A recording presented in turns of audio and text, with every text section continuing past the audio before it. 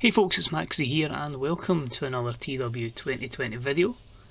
You join us today for that pay-per-view I promised, or live event, since it's not technically a pay-per-view.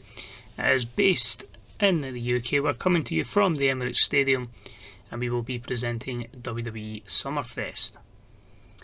Before we go any further on to Summerfest, an event that should be really good hopefully, if you checked the community tab, you would have saw that this series is going to be coming to an end because, quite frankly, fuck WWE basically.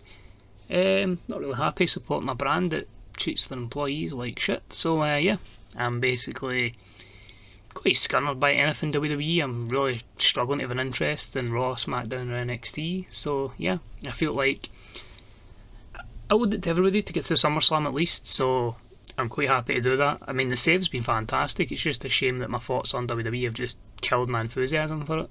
Because I say I had plans right up until WrestleMania, believe it or not. Not all of this is short-term booking, but it's one of those things, man. I just was getting sick of WWE and how they treat everybody, so yeah, I just don't wish to promote them any longer.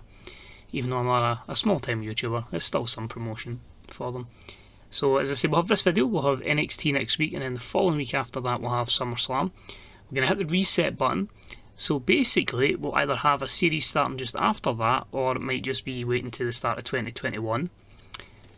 Judging by the feedback I've got on the community tab, and judging by how I'm feeling, I'm thinking we go back to where it all started. So if you followed me on the channel when this first started, we went with Impact, and I think we'll go back to Impact now. I need a name for the series. I was thinking Reborn or Renaissance, but that's too similar to what Rick's got going with his Reawaken series and his company. So if you get any ideas, a bit of brainstorming would help, and hopefully we can think a name for the series. So Impact Wrestling 2020 will be happening either December 2020 or January 2021. We'll begin that journey and we'll see how out of touch I am with the Impact roster. AEW stays the same, that'll be every Saturday. As I say, I'll get back to booking that shortly. But we have WWE to finish up then. 3 episodes to go, including this one. This is Summerfest. This is the biggest stars from Raw and SmackDown coming together for a major card in the UK. Can we get a 100 rated show here? Let's find out. So we've just missed out on a 60,000 sellout at the Emirates, but still, just under that is pretty respectable. And our main event tonight is going to be the 2 champions aligning against their challengers. So we're going to see the Raw WWE champion Big E with the Universal champion from SmackDown Keith Lee taking on Daniel Bryan and the Fiend Bray Wyatt. As always, just promoting their chances for tonight's match, how they're feeling about their respective opponents. And that is an amazing 100 rated segment. So the promo side is perfect.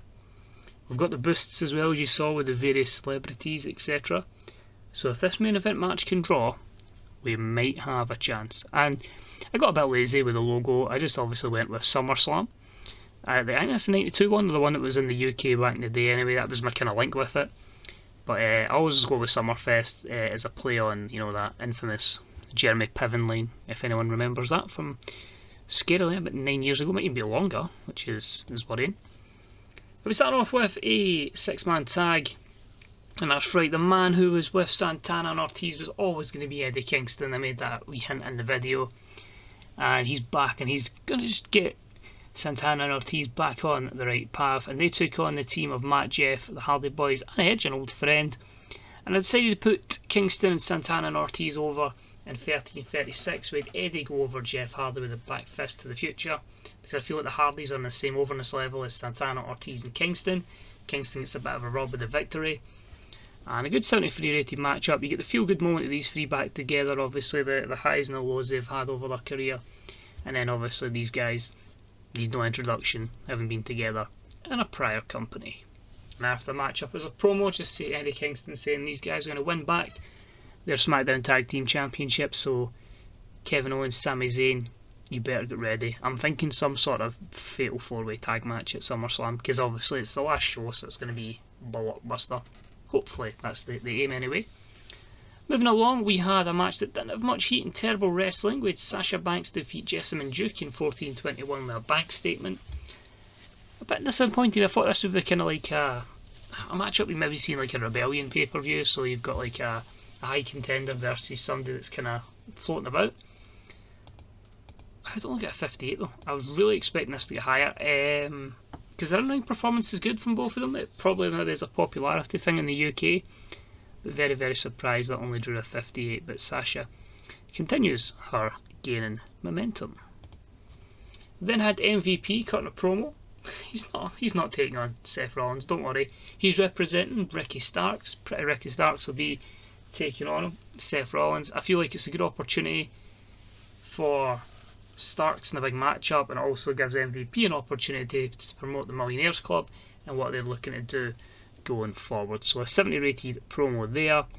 Match itself, I think this would have really been good if these two were able to click. We'd been looking at the mid-80s, but anyway, it's great heat, decent wrestling. Seth defeats Ricky Starks in 21:51 with a Phoenix Splash. 75. It was really just to put Ricky Starks in a good spotlight and see how he done this kind of matchup. It is a case of these two didn't click, so that's hampered that. I've got a feeling as well that announce team's going to cost our main event and cost us a great rating, so I'm really confident about that. But good performances, regardless of that. I think you cashed in me back to a few months ago where they'd been absolutely desperate for a 75, so to get that with both guys not clicking is still pretty good. Move along, we have Drew McIntyre and Finn Balor, who are in the action next in a tag team matchup. It's going to be Drew teaming with Finn against Roman Reigns in the Velveteen Dream. They just talk about, you know, how they both have connections back in the UK and Ireland, and how, you know, they're going to make them, you know, it's great to be able to team together in front of them.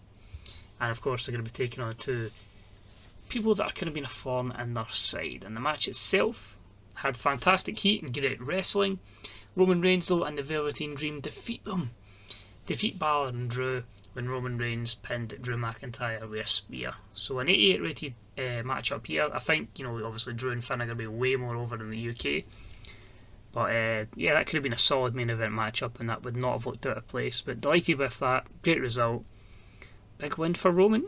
He shows he's still the big dog in these parts. And could that be a wee hint towards Survivor Series? I think so. Then had a poor matchup with Shayna Baszler defeat Asuka in 1805 with a Kimura. 68. This was a matchup to kind of give Shayna a victory on a live event. You know, she's at very poor momentum and try and gain some of that. Asuka's going to make anybody like $1 million, so that's why she took the L here.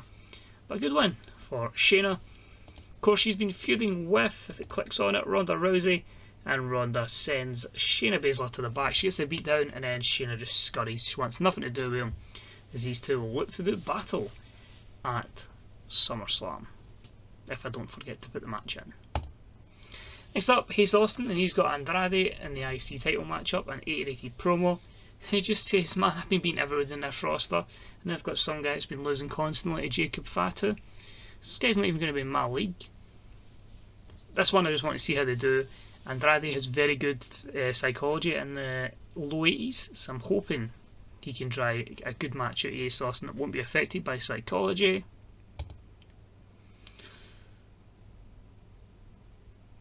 Just didn't work. About they had fantastic heat and great wrestling. Ace Austin defeats Cinderadi in 21:34. Makes the fourth defence of his title. A 79 plays an 87 in ring performance. 75. Ace Austin is a gimmick he's getting stale. Why do I get the feeling the announce team cost that matchup? But still, I think that would have been a classic. Gives him a good title defence. Gives him against a good opponent where the psychology isn't going to be a factor. Just sad it was, yeah, deducted in that way. Co-main event, I think it is anyway. A decent matchup. The team of Becky Lynch, Rhea, Ripley and Ronda Rousey defeat Charlotte Flair, Dakota Kai and Bianca Belair. When the Raw Women's Champion Rhea Ripley defeated the SmackDown Women's Champion Dakota Kai with Soul Food. It was just to give all these a great opportunity against each other and hopefully draw a good rating, which with 76 I think they did. Disappointing Dakota's so far behind because she is like the lead woman on SmackDown, but it does show how elite the Raw Women's division is. It's stacked. Obviously Charlotte is the only one from SmackDown alongside her, with Bianca being part of the Millionaires Club on Monday Night Raw. Big E cuts the promo on the Fiend and he just says he's not scared, he's not intimidated, and he's just going to put himself in a good position before he gets to the SummerSlam. This is going to be like an 80. I guarantee he's going to flop because of the announcers. 85, and there you go. Match deserved better announcing, so that could have been about an 86, 87. But anyway, about the Unbelievable Heat and Superb Wrestling, The Fiend, Bray Wyatt and Daniel Bryan defeat Keith Lee and Big E in 27:57, when Daniel Bryan brought out cattle mutilation and wins with submission after he was blatantly cheating. So in this case, it was Daniel Bryan gets the big win. It gets you questioning, is he going to take the victory at SummerSlam? It's going to put some doubts into Keith Lee's mind, and it's a good victory for the heels in this instance. The 85, the 100 promo, the boosted crowd, could we look about a 90 here for the show? Let's find out. 93, there we go. All the boosts are coming in Millhouse, but yeah, absolutely delighted with that. The show increases our population in 56 regions across the world because we're on the network, and yeah, just absolutely delighted with a 93 there. And as I say, one segment topped the 93, so it just gives you an indication of how big those boosts are, and when you make your product go towards one thing, which I think will probably do an impact as well. So I'm going to save the whole mumble jumble about checking people's overness because we're not doing it long term anymore, so there's no point checking that. But I will keep the save, as I say, there, just in case WWE somehow magically starts treating their performers right and it gives me the motivation to go back and play it. But say next week we'll be back with NXT TakeOver, and then the week after that we'll be back with SummerSlam. But yeah, if you've got any ideas of people you'd like to see signed to Impact, people you'd like to see getting pushed to Impact, I'm really looking forward to this one. It's a good chance to get very creative and a good opportunity to steal some wrestlers from other companies, but at the same time we'll probably lose some. But I feel we need that kind of story. Too many times it's in TW or the big company, and it's kind of never a challenge. Let's give it a challenge. Let's see if these guys and girls can enjoy this journey alongside us. So thanks for tuning in. Hopefully I'll see you all soon. Until then, goodbye.